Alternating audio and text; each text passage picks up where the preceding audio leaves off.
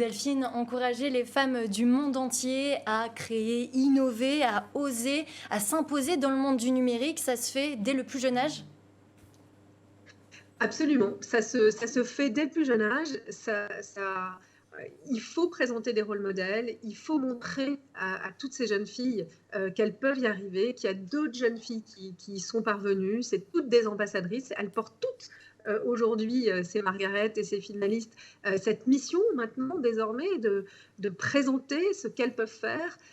Les chiffres sont encore une fois pas au niveau où ils devraient être. Les jeunes filles ne vont pas finalement choisir ces carrières parce qu'elles considèrent, ou ces métiers de la tech, du numérique, parce qu'elles pensent que c'est plutôt des métiers qui sont faits pour les hommes. Oui. Et il faut changer cette vision-là.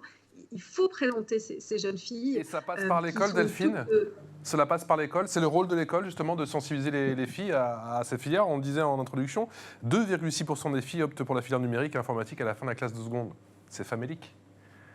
Ah non, mais c'est absolument. Nous, c'est pour ça qu'on a présenté au gouvernement en mars, à l'occasion du 8 mars de la Journée internationale des droits des femmes, une mesure importante au gouvernement qui est d'avoir des quotas dans les universités et dans les écoles pour que ces jeunes filles choisissent ces filières-là.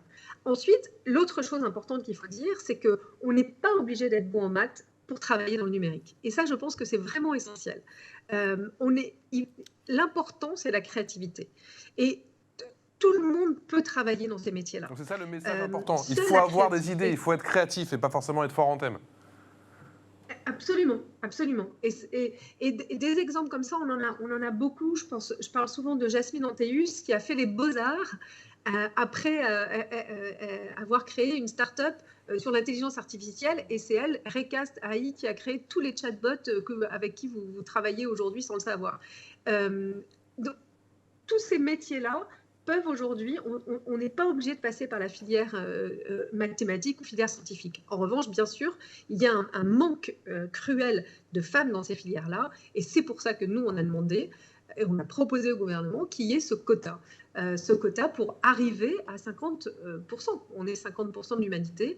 On se doit d'être représenté dans ces métiers qui représentent le futur.